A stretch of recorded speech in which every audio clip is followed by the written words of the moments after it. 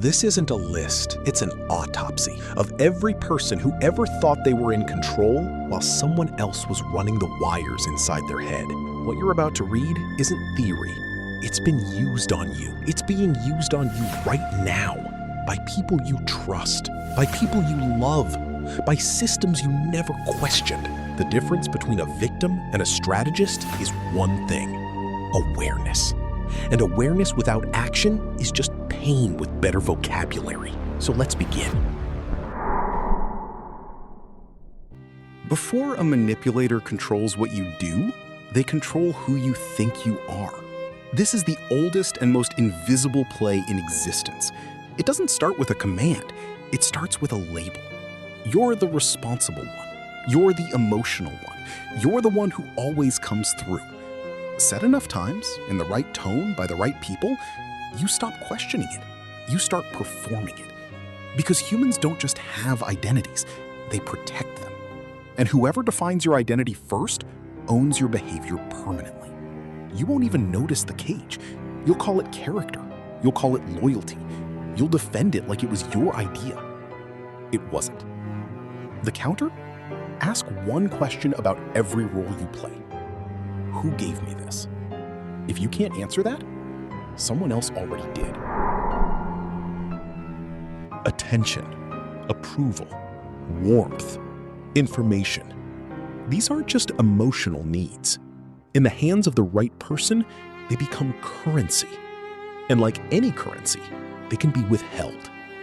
The most powerful form of control isn't punishment, it's inconsistency. Give warmth, then remove it. Validate, then go cold. Create the high, then take it. What you produce is a person constantly recalibrating themselves around your moods, constantly trying to earn back what was never truly theirs to begin with. This is not love. This is conditioning.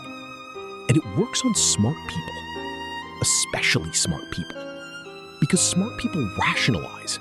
They explain away the pattern. They tell themselves it's complicated. It isn't. It's deliberate. The counter? Notice what you're working to earn back. If you're chasing something that used to be freely given, you're already inside the loop. You're not being convinced by an argument. You're being pressured by the illusion that everyone already agrees. Everyone sees it this way. Everyone thinks you're overreacting. Even so-and-so said so. This is social proof weaponized. It exploits one of the deepest human fears, not just being wrong, but being alone in being wrong. The manipulator doesn't need to prove their point. They just need you to believe the room is against you. Sometimes the room is real. Sometimes it's fabricated entirely. But it doesn't matter, because you never verify it. You just feel the weight of an invisible crowd and quietly fold. The counter? Ask for the names. Ask for the exact words.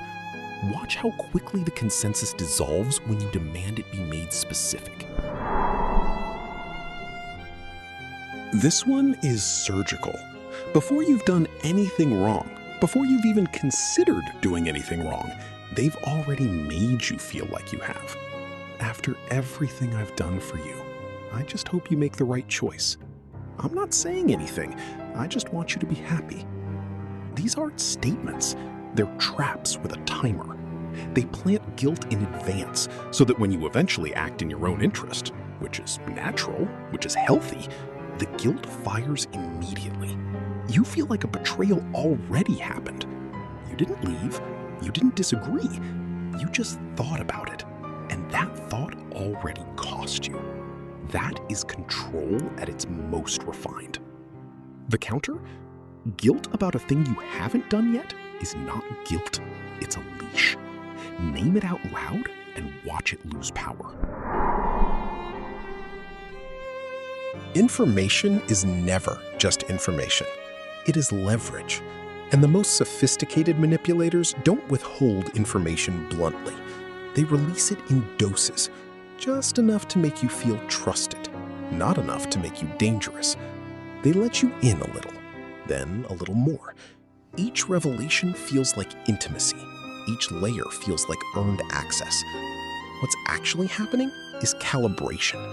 They are measuring how you respond to each piece, testing your reactions, building a map of your loyalties, your soft spots, your breaking points. By the time you feel fully trusted, you have already been fully read. The counter. Ask yourself what they've never told you. What topics get changed? What questions get answered with questions? The gaps are the real message. This is the kill shot against self-awareness. The moment you begin to see the pattern, begin to push back, begin to trust your own perception, the tactic shifts. Now your resistance becomes evidence of your dysfunction. You're too sensitive. You're paranoid. You've been hurt before, and it's affecting how you see things. This is the move that turns your greatest weapon, your own mind, against you. Because now you're not questioning them. You're questioning yourself. And as long as you're busy managing your own doubt, you're not managing the actual threat. This is why the most controlled people are often the most intelligent. They've been convinced that their clarity is a symptom. The counter. Healthy relationships do not pathologize your perception.